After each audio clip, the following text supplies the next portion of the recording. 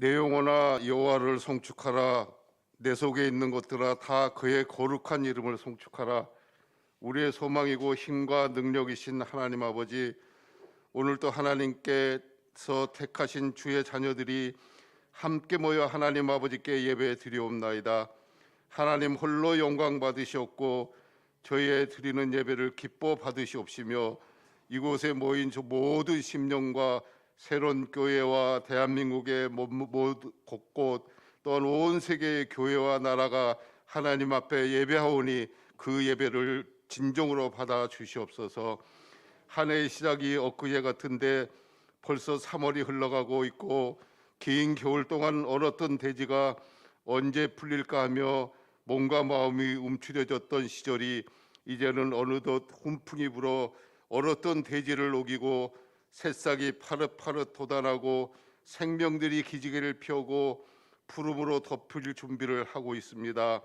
새삼 자연의 이치를 보며 하나님의 놀라우신 섭리를 알아갑니다. 그러나 아직도 저희들의 심령은 의심으로 꽁꽁 얼어 닫혀 있어 언제 얼었던 심령에 봄 같은 성령의 봄바람이 불어올지 모르겠으며 하나님의 자녀라 하는 이름 앞에 아직도 저희들은 곧 없어질 세상의 부귀를 쫓는 심령이었고 세상의 음란한 곳에 저희의 시선과 마음이 머물러 있었음을 고백합니다. 저희의 믿음 없고 더러웠던 심령으로 살아왔던 한 주간의 삶을 이 시간 하나님 앞에 용서하여 주실 것을 간구하오니 저희 알고 지은 죄 모르고 지은 죄 이 시간 낱낱이 고백하는 시간 되게 하시옵고 함께 용서를 구하오니 깨끗이 씻어 저희의 죄를 용서하여 주옵시며 하나님 아니면 저희가 잠시도 살아갈 수 없음을 고백하는 시간 되게 하시옵소서. 또한 나라를 위해 기도하옵기는 전 세계적으로 어려운 환경 가운데서도 이 나라가 든든히 서게 하시고 코로나와 싸워 힘쓰는 의료진과 위정자들에게 하나님의 지혜를 주시어 힘이 되게 하시옵고 이로 인해 힘들고 어려움을 겪는 모든 이 나라의 국민들에게 위로와 희망을 전하는 우리들의 교회 되게 하시옵소서. 기쁨으로 저희들이 능히 또한 그를 감당하게 하시옵소서. 이곳 도래오래 새로운 교회를 지시고 믿음의 공동체로 세워주심에 감사드리옵나이다. 그러나 저희가 아직도 함께 모여 마음껏 기뻐 찬양 경배하며 예배를 드려오는 야 하나 성도 간의 교제와 나눔을 아직 가지기를 소원합니다. 전 세계적인 코로나 바이러스 사태로 인해 함께 모여 예배하지 못하는 안타까움이 있습니다. 저희는 감히 어찌할 수 없고 나약하고 감당할 수 없음을 고백합니다. 기도할 뿐이고 하나님께서 해결하여 주실 것을 기도하며 기다릴 뿐입니다.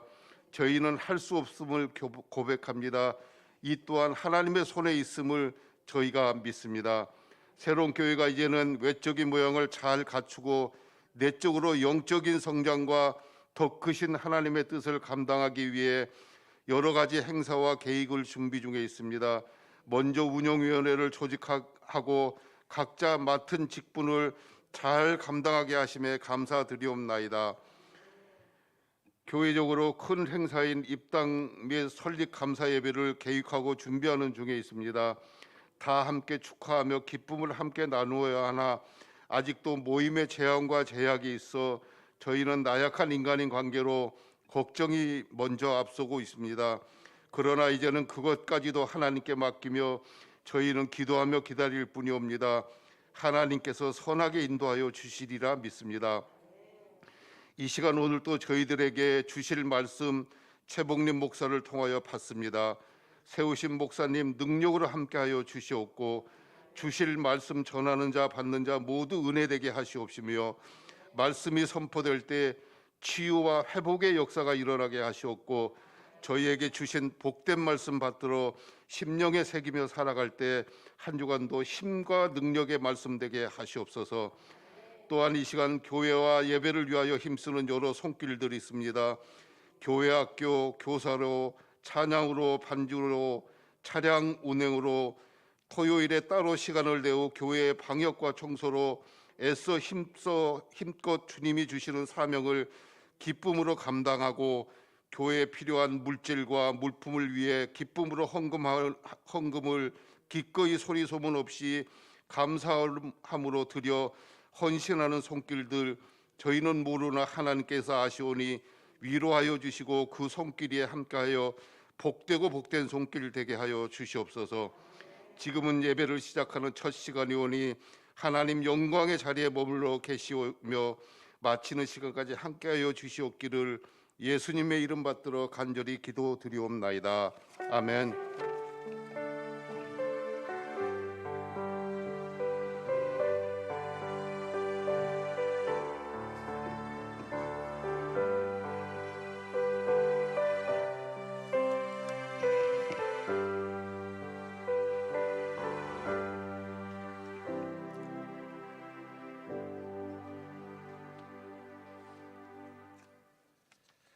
하나님께서 이 아침 우리에게 주시는 말씀은 출애굽기 19장입니다.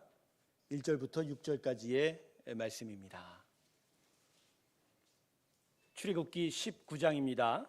1절부터 6절까지의 말씀입니다. 이 시간 여러분과 교독해서 읽고 싶은데요. 출애굽기 19장 1절부터 6절 한 절 한 절 저와 여러분이 나누어서 읽겠습니다. 이스라엘 자손이 애굽 땅을 떠난 지 3개월이 되던 날 그들이 시내 광야에 이르니라.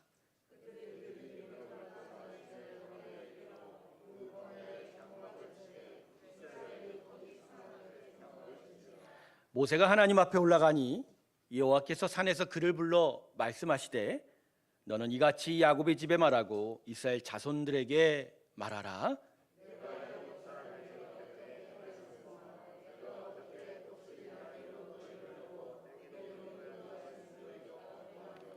세계가 다 내게 속하였나니 너희가 내 말을 잘 듣고 내 언약을 지키면 너희는 모든 민족 중에서 내 소유가 되겠고 너희가 내게 대하여 제사장 나라가 되며 거룩한 백성이 되리라. 너는 이 말을 이스라엘 자손에게 전할지니라. 할렐루야. 의인은 믿음으로 말미암아 삽니다. 아멘.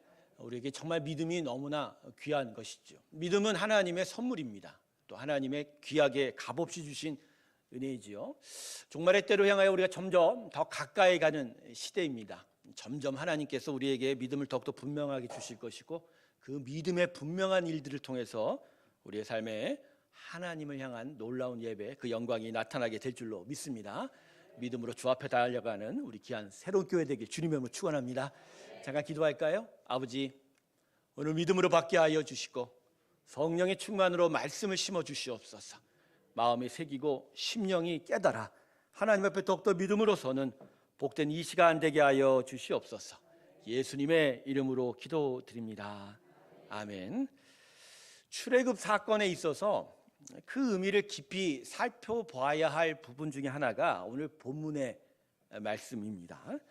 하나님께서 이스라엘 백성을 애굽에서 구원해 내시고 또 인도하여 데리고 가신 곳이 오늘 본문의 기록을 보면 시내 광야에 있는 시내산 앞이라고 기록되어 있죠.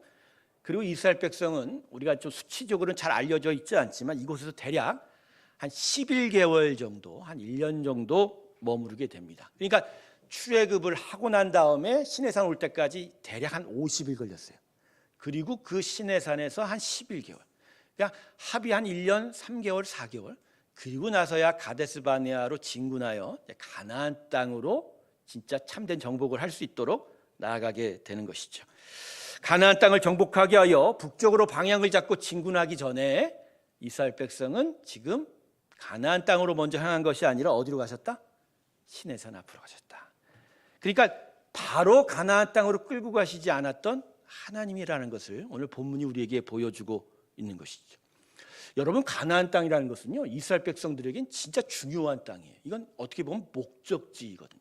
아브라함 때부터 그 땅을 주겠다고 약속하셨고 또 이삭과 야곱 그리고 요셉에 이르러 또 그 백성들이 애굽으로 가서 440년 동안 있었지만 그들 안에 계속적으로 형성된 공동적인 하나의 목적지가 한 단어로 새겨져 있었던 거예요. 그게 뭐였냐면 가나안 땅, 하나님이 약속으로 주신 땅이라는 거죠. 그러니까 그 땅을 차지하고 그 땅을 갖는 것이 이스라엘 백성들 그 공동체에는 아주 중요한 비전, 꿈, 소망이 되었던 거예요. 그런데 하나님이 막상 출애굽을 하고 나서 그 땅으로 데려가지 않고 어디로 데려가셨다? 시내산으로 데려가셨다. 그래서 오늘 본문을 읽으면서 우리는 마음에 질문을 하나 던져야 돼요. 무슨 이유로 하나님께서 그 당신의 백성을 바로 가나안으로 인도하지 않고 시내산 앞으로 인도하셨을까요? 새롭게 성도 여러분, 무슨 이유죠? 하나님은 무슨 이유로 이스라엘 백성을 시내산 앞으로 데리고 가시지 않았을까? 근데 오늘 본문 한 구절의 말씀에 그 대답이 기록되어 있습니다. 우리 본문 3절 볼까요? 우리 다 같이 한번 읽어볼까요? 우리 같이 읽습니다. 시작. 모세가 하나님 앞에 올라가니 여호와께서 산에서 그를 불러 말씀하시되 너는 이같이 야곱의 집에 말하고 이스라엘 자손들에게 말하라. 그 이유가 뭔지 아십니까? 하나님이 이스라엘 백성을 만나고 싶어 하셨고 그 이스라엘에게 말씀하시고 싶었기 때문입니다. 그것이 바로 이스라엘 백성들을 가나안이 아닌 시내산 앞으로 먼저 인도한 이유가 됩니다. 물론 우리가 읽은 이 본문 3절은 단순하게는 하나님께서 모세를 통해서 이스라엘 백성에게 당신의 메시지를 전하려는 그런 뜻으로 해석이 됩니다. 하지만 그래서 모세가 이스라엘 백성에게 전한 메시지 4절부터 6절의 말씀을 보면 이건 단순한 공지사항 정도가 아니에요. 성도님들 알려드립니다. 교회에서 이러이러한 일이 있습니다. 이런 정도의 이야기가 아닌 것이죠. 사실 좀 이따가 4절부터 6절의 말씀을 살펴볼 거지만 이 말씀은요 11개월이라는 시내산 앞에 체류 동안 하나님이 계속 반복하여 그 백성들에게 알리고 또 알게 하고 깨닫게 하고 익혀가게 할 아주 중요한 주제였다는 것이죠. 자, 우리 4절 한번 볼까요? 4절은 무슨 얘기죠? 내가 애굽 사람에게 어떻게 행하였고 내가 너를 어떻게 독수리 날개로 업어왔다. 즉 하나님의 행하신 구원의 역사를 다시 한번 확인시켜 주는 거잖아요. 5절 말씀을 보세요. 이제 너희는 나의 소유다. 내 거야. 이건 뭐냐면 내가 책임이 있다. 나는 끝까지 책임을 질 거다 이런 얘기예요. 자, 6절은 봐서 뭐죠? 자, 이 가나안 땅에 너희가 가서 해야 할 일들이 제사장 나라 거룩한 백성이다. 그 하나님의 비전을 너희가 이루게 될 것이다. 여러분 이 말씀이 한 번으로 알게 될 지식 정도입니까? 계속적으로 배우고 익혀야 될 주제가 되는 것이죠. 바로 이겁니다. 바로 이러한 당신의 마음을 말하고 싶었던 거예요. 그래서 그 말씀한 것이 이스라엘 백성이 다 깨닫고 알고 익혀져서 이것이 그들의 삶의 내용이 되고 그래서 준비가 돼서 가나안 땅에 나아가게 하고 싶었던 것입니다. 할렐루야. 바로 이거예요. 그래서 이스라엘 백성들에게 이 시내산 앞에서의 1년은 정말 중요한 시간이었다는 거죠. 애굽을 탈출시킨 것보다 더 중요한 거예요. 홍해를 가르시고 그 백성을 구원하신 것보다 더 중요한 사건이 이 시내산 앞에 이스라엘 백성을 모아 당신의 만남을 통해서 하나님의 말씀을 주셨던 것이죠. 한번 생각해 보세요. 노예살이에서 탈출하면 뭐합니까? 그 목적지 가나안 땅을 얻지 못하고 그 땅에서 하나님의 나라를 세우지 못하면 하나님의 구원은 아무 의미가 없는 거죠. 물에 빠진 사람 건져냈더니 다시는 물에 들어가지 말고 땅에서 진짜 행복하게 살아야 되는데 또 물에 들어가면 건져내서 살려준 의미가 있어요? 보람이 있어요? 가치가 없지요. 바로 그겁니다. 하나님은 바로 이 시내산 앞에서의 1년을 통해서 이스라엘 백성을 정말 준비시키고 싶었던 것이죠. 사실요, 이 시내산 앞에 오기까지 약 50일 동안의 그 애굽과 시내산의 여정 속에서 이스라엘 백성의 모습을 보면 이건 정말로 이 백성들에게 영적 성장의 시간이 필요하다는 것을 우리는 분명히 깨닫게 됩니다. 여러분, 이스라엘 백성이 애굽에서 체류한 시간이 대략 440년이었다고 그래요. 그래서 창세기의 기록과 처음 모세가 태어나는 것을 기록한 출애굽기 1장 사이의 기록은 대략적으로 400년의 아주 큰 공백기가 있어요. 근데 이 공백기의 기록이 없다라는 건 그 440년 동안 이스라엘 백성들은 애굽에서 어떻게 보면 어두움의 시간을 보냈다는 거예요. 간신히 혈통으로, 간신히 아브라함 때부터 내려왔던 족장의 그 영향으로 인해서 우리는 하나님의 백성이다, 우리가 갈 땅이 있다 정도만 알고 있었지, 이 어두움의 애굽 땅에서 그들의 모든 삶의 가치관과 삶의 방식들은 전부 다 세상 나라의 것들이었다는 거예요. 하나님이 기뻐하시는 것이 너무 없었어요. 그러다 보니 갑자기 출애굽해서 광야로 나와서 하나님의 인도함을 받다 보니 이게 하나님의 인도하신 구원의 삶과 큰 불편과 갈등을 겪을 수밖에 없었어요. 그래서 이 시내산 앞으로 오는 50일 동안의 모습은요, 한마디로 말하면 엉망이었어요. 뭐 세상 말로 막장, 그 이상 그 이하도 아니었어요. 대표적인 사건이 뭐죠? 이스라엘 백성이 극심하게 불평한 사건이 마라의 쓴물 사건 아닙니까? 그죠? 물 안 나온다고, 물 안 나온다고.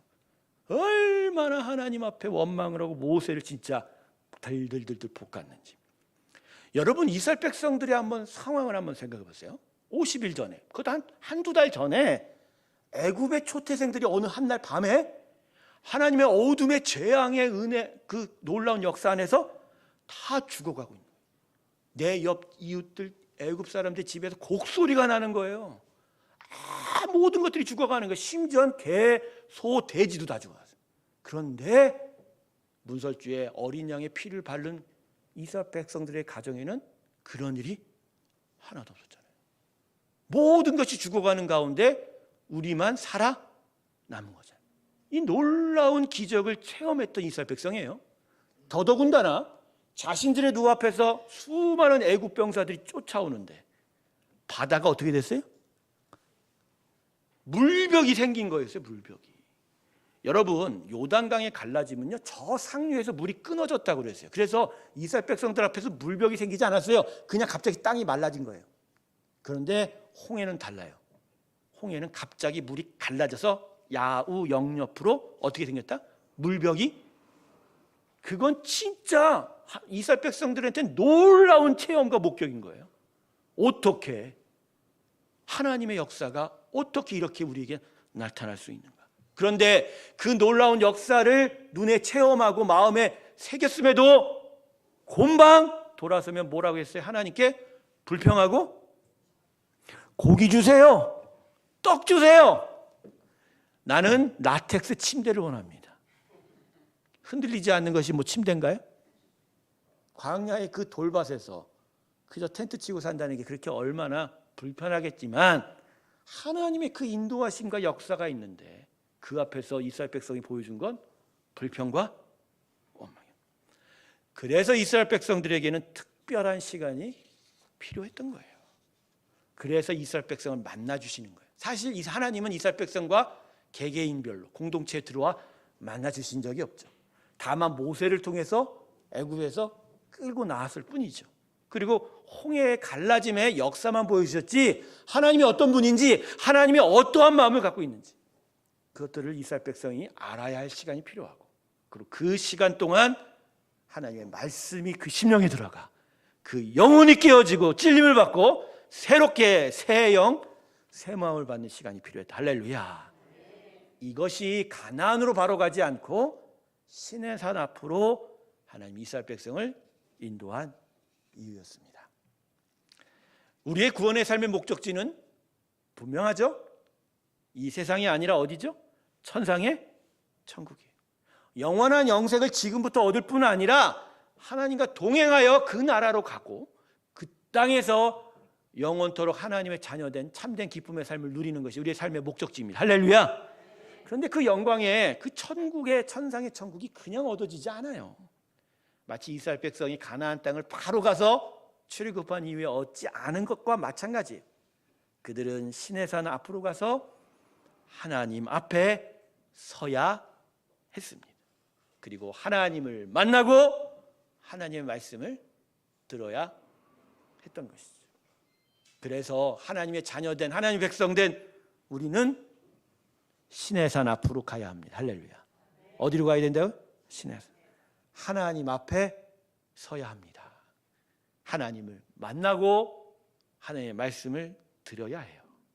그래서 하나님의 진정한 능력 가운데 설 때 우리는 진짜 참된 제사장의 나라, 거룩한 백성이 될 것입니다. 하나님 앞에 서시길 주님의 이름으로 축원합니다. 하나님의 백성은 모두 다 신의 산 앞에 서야 합니다. 그래서 그곳에서 얻어야 할 것을 얻어야 해요. 그걸 얻을 때 제대로 가나안 땅을 얻고 그 땅에서 제대로 하나님의 나라를 누릴 수 있게 되는 것이죠. 만일 얻을 것을 제대로 얻지 못한다면 가나안은커녕 광야조차 제대로 벗어나지 못하게 될 것이죠. 그래서 이 출애굽 1세대가 그죠? 어떻게 됐어요? 믿음을 얻지 못하니 광야에서 가나안으로 가지 못하고 그냥 그 광야 신광야에서 38년을 뱅뱅 돌다가 가까스로 그 출애굽 2세대가 가나안으로 들어가지 않았습니까? 하나님의 백성은 반드시 이 신의 산 앞에서 믿음을 얻어야 됩니다. 하나님을 전적으로 신뢰하고 의지하는 믿음을 갖아야 돼요. 얻어야 돼요. 오늘 말씀 4절부터 6절을 보면 이것을 분명하게 보여주고 있어요. 하나님께서 이스라엘 백성에게 말씀의 내용의 핵심은 사실 이 4절과 6절은 믿음입니다. 본문 4절을 보세요. 아까도 읽어봤지만 당신이 행한 일에 대해서 하나님이 지금 뭐라고 얘기하신 줄 아세요? 믿어라라는 믿어라. 내가 이렇게 너희를 위해서 일하지 않았느냐? 내가 바다를 가르지 않았느냐? 어두움의 그 죽음의 재앙에서도 너희를 보호하지 않았느냐? 왜 근데 너희는 나를 믿지 못하느냐? 본문 5절을 보세요. 세계가 다 내게 속하였다 그러죠. 이건요, 세상이 다 내 땅이다라고 히브리 원문을 보면 그렇게 되어 있어요. 그런데 그 모든 것 중에 특별히 이스라엘 백성을 향해서 뭐라고 얘기해서 내 소유라잖아요. 소유. 히브리어로 세굴라라 그래요. 특별한 소유. 모든 것이 자기 것인데 이스라엘 백성은 그 중에서 가장 중요한 소유. 여러분은 여러분의 인생에서 가장 중요한 것을 어떻게 보관하세요? 보호하세요. 진짜 중요하게 보호하시잖아요. 막 애지중지하잖아요. 그죠? 그런 거예요. 하나님 백성, 하나님에게 있어서 이스라엘 백성은 그 세굴라였던 거예요. 그러니 하나님이 그 시작과 끝까지 어떻게 하시겠어요? 그 하나님이 있는데 너희들 지금 뭐하냐? 이런 얘기예요. 그러니까 이 4절과 5절의 말씀을 정리하면 하나님 이스라엘 백성에게 이 신의 산 앞에서 이걸 얘기하신 거예요. 나를 전적으로 신뢰. 그래서 그 굳센 믿음을 받아 이제 시작될 가나안 정복의 귀한 역사로 힘차게 발걸음을 옮겨라. 할렐루야. 새로운 교회가 세워진 지 이제 넉 달이 지나고 있습니다. 11월 15일 날 첫 예배를 드리고 오늘이 이제 3월 14일이니까 넉 달째죠. 우리는 새로운 목적지를 향해서 옛집을 떠나는 출애굽을 감행했습니다. 경험했어요. 그리고 홍해를 가르시는 하나님의 놀라운 기적도 우리는 목격했습니다. 어떻게 이 많은 사람들의 마음이 하나로 모여지고 예배 처소가 기적적으로 완공이 되어 가냐는 말이죠. 매일 교회를 나와 한 군데 한 군데를 만져볼 때마다 이게 어떻게 이루어졌지? 못질 하나 난 제대로 할 수가 없었는데, 그죠? 이것을 우리가 어떻게 이루었지? 진짜 하나님의 역사였어요. 그러다 보니 모처럼 우리 입가에는 웃음꽃이 다시 피지 않았습니까? 할렐루야, 그죠? 웃음꽃이 펴 있단 말이에요. 그런데 분명히 지금 이 시점에서 우리가 기억할 건 지금 여기가 우리가 가야 될 목적지인 가나안 땅은 아니라는 거예요. 지금 여기는 신의 산 앞입니다. 할렐루야. 여기 어디라고요? 이제부터 우리에게 그래서 하나님이 하실 일이 뭐예요? 우리를 만나시고 싶은 거예요. 그래서 그 만남 앞에서 우리가 말씀을 받아 믿음을 얻는 일이 기다리고 있는 것이죠. 우리가 믿음 없지는 않아요. 믿음이 더 굳세져야 되죠. 더 강해져야죠. 그래서 이 믿음을 통해서 하나님은 결국 여기를 넘어서 저 앞에 반드시 존재하는 하나님의 놀라운 비전의 나라로 나아가게 될 것입니다. 젖과 꿀이 흐르는 가나안 땅은 아직 멀어요. 다 이루지 않았어요. 홍해만 건넜을 뿐이에요. 우리가 그 땅에 가기 위해서 우리에게 준비가 필요합니다. 모든 인생들이 다 준비가 필요하지 않나요? 초등학교에 이번에 갓 입학한 우리 꼬맹이들도 준비가 필요해요. 걔들도 준비가 필요하지. 옷도 사야 되고 기도도 해야 되고. 그런데 진짜 하나님의 이 거룩한 나라가 우리 앞에 우리를 기다리고 있는데 우린 그냥 가는 게 아니에요. 출애굽하여 홍해를 가르쳤던 그 하나님을 의지하며 그분을 만나고 그분의 말씀을 붙잡고 하나님 앞에 준비의 시간이 필요한 거예요. 그럴 때 우리는 오늘 본문 6절처럼 온 세상이 두려워하는 제사장의 나라, 거룩한 그분의 백성 될 줄로 믿습니다. 믿음을 가지시길 주님의 이름으로 축원합니다. 믿음을 얻어야 돼요. 믿음을 길러야 돼요.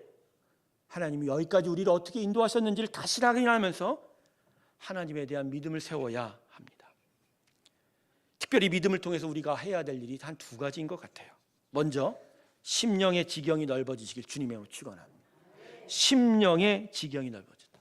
하나님 분명히 오늘 본문 6절에서 뭐라고 그랬죠? 이스라엘 백성들에게 거룩한 제사장 나라가 된다고 하지 않았습니까? 여러분, 제사장이 뭐죠? 백성들 앞에 서서 하나님께 백성을 대신하여 예배드리는 자예요. 그리고 그 백성을 하나님께로 인도하는 자예요. 그 백성의 아픔과 그 백성의 고통과 그 백성의 어려움 사이까지도 다 품어 하나님 앞으로 나아가는 자가 제사장들이에요. 바로 하나님의 사람들은 이방 백성 세상을 품어야 돼요. 그들의 아픔, 그들의 고난, 그들의 죄악까지도, 그리고 그걸 하나님께 드리며 하나님의 놀라운 복음의 역사를 이루어가는 마음이 있어야 돼요.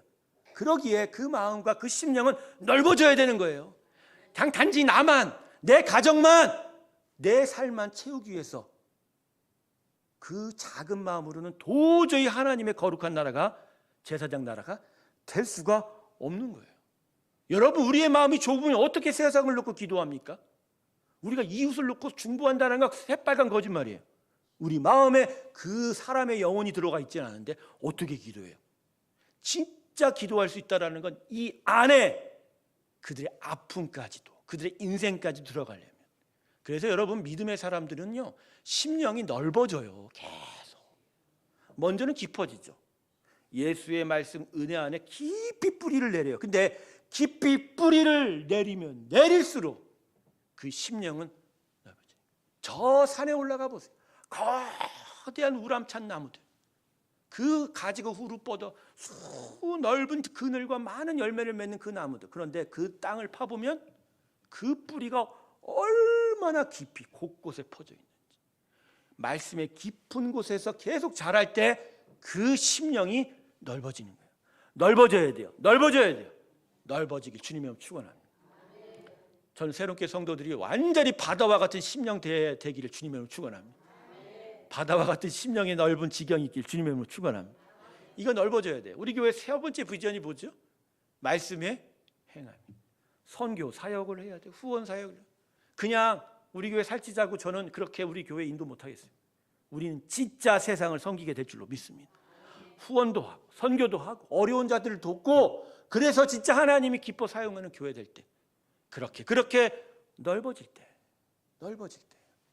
오늘 감사하게도 학생부 예배가 시작이 됐어요. 한두 명으로 시작되지 않았어요. 벌써 저 외에 한 10명이 넘어요. 할렐루야, 할렐루야. 근데 그 다음 세대를 우리가 어떻게 섬겨야 될까? 그죠? 이제 와서 봤더니 3층, 4층도 좁네요. 이거 어떻게 해요?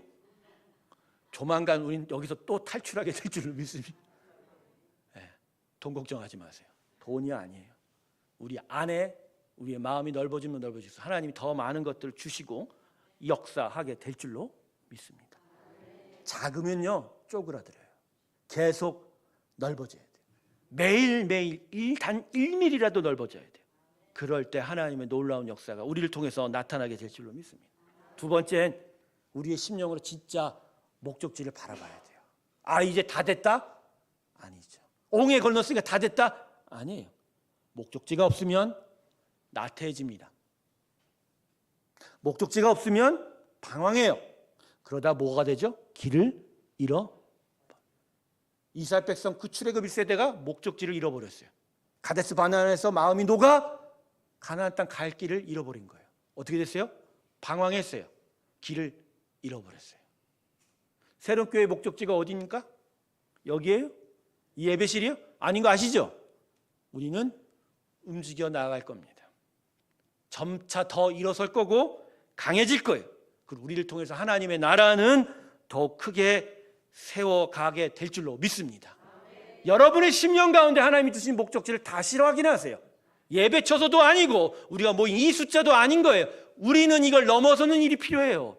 그건 하나님 우리 안에 세울 일들이에요. 거룩한 의의 나라, 거룩한 제사장의 나라, 하나님의 거룩한 백성의 삶들이 우리 가운데 있는 거예요. 이제 조금 시작했을 뿐이에요. 하나님은 우리를 통해서 하실 원대한 목표가 있는 거죠. 나사렛 예수와 그를 따르는 11명의 제자로 시작됐던 하나님의 나라가 그 갈릴리, 그 예루살렘에 십자가를 지고 나아갈 때 그들은 결국 2000년 안에 온 세상으로 퍼져 있어요. 지금 이 땅을 뒤덮는 것이 세상, 돈, 경제, 물질인 줄 아십니까? 아니에요. 겉으로 볼 땐 그러지만 하나님이 다스리고 계세요. 그 다스림은 신실한 성도들과 당신의 교회를 통해서 다스리고 있다는 거예요.